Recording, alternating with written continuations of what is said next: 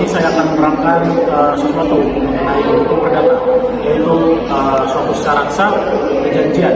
Siang, selamat pagi, selamat sore teman-teman yang sedang menyaksikan. Izinkan saya untuk perkenalkan diri, nama saya Muhammad Kopi dari Fakultas Hukum Universitas Jakarta. Nama saya Muhammad Dani Pratama dari Fakultas Hukum Universitas 12 Agustus 1945 Jakarta. Pada kesempatan kali ini saya akan menerangkan sesuatu mengenai hukum perdata, yaitu suatu syarat sah perjanjian. Yang dimana kita tahu suatu perjanjian ini fungsi untuk mengikat satu dan dua pihak untuk menjalankan suatu kejadian tertentu atau peristiwa tertentu. Oke, dan semua pertanyaan biasa saya nanti akan ditanyakan oleh rekan saya dan Pratama. Saya akan jawab sebisa saya. Mas. Oke, mungkin langsung saja kita mulai diskusi kali ini. Yang pertama, mungkin saya akan bertanya kepada rekan saya, apa dasar hukum pertama yang mengatur secara sahnya suatu perjanjian? Pada dasarnya suatu syarat sah perjanjian itu diatur dalam Kitab Undang-Undang Hukum Acara Perdata, Kitab Undang-Undang Hukum Perdata atau Legal Book, yang pada saya itu dasar hukum utama yang mengatur mengenai syarat sahnya itu ada pada pasal 320 Kitab Undang-Undang Acara Hukum Perdata yang dibagi menjadi 4 bagian. Oke. Selanjutnya mungkin ada pertanyaan kedua ya dari saya. Apa yang dimaksud dengan syarat subjektif dan syarat objektif dalam pasal 1320 KUHP Perdata? Baik, seperti ini, syarat subjektif itu terdiri dari syarat satu, kesepakatan, dan syarat kedua, kecakapan.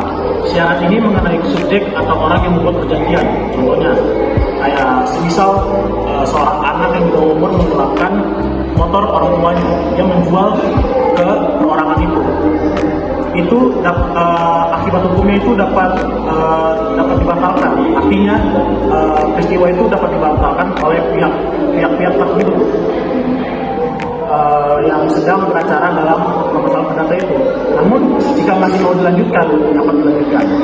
Oke, berarti semisal contohnya mungkin ketika anak kecil melakukan suatu perjanjian yang dimana umurnya belum memenuhi persyaratan khusus di dalam Kitab Undang-Undang Perdata, maka perjanjian atau proses penjual beli itu dapat dibatalkan. Dapat dibatalkan, tapi tidak dapat dibatalkan secara mutlak. Dalam artian dia masih bisa melakukan transaksi jual itu. Nah, batas umurnya itu kecakapan umur Book atau perdata ini diatur dalam minimum 21 tahun. Selanjutnya ada pertanyaan yang terakhir mungkin ya. Sebenarnya apa sih konsekuensi hukumnya apabila syarat objektifnya itu tidak terpenuhi? Sebelum kita membahas akibat hukum syarat objektif ya, kita harus tahu apa sih syarat objektif itu kan. Syarat objektif itu terdiri dari syarat ketiga dan keempat, di mana di dalam 1320 Kitab Undang-Undang Hukum Perdata atau Legal Book mengatur tentang butir ketiga yaitu hal tertentu, dan hal keempat yaitu sebab yang halal. Dalam arti hal tertentu itu objek yang disepakati itu harus jelas. Semisal saudara Dani melakukan kesepakatan menjual beli tanah, objek yang dijual beli itu harus jelas. Tanahnya harus jelas, harus tahu berapa hektar. Kalau semisal masih ambigu dan tidak diketahui, suatu syarat sah perjanjian itu suatu perjanjian itu dapat batal demi hukum. Artinya dapat dibatalkan secara mutlak oleh ketika para pihak ketika bersengketa. Sedangkan pada syarat objektif kemudian sebabnya halal, suatu perjanjian itu tidak boleh menyalahi norma etika dan juga asusila.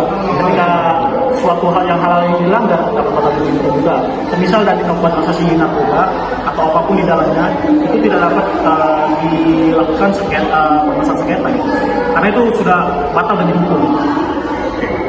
Jadi apabila syarat yang sebab yang hal itu mungkin ketika ada suatu perorangan yang transaksi jual beli narkoba dan ternyata pihak yang membelinya mungkin dirugikan dan tidak dapat disengketakan begitu karena itu tidak halal dan dilanggar undang-undang Sehingga batal demi hukum.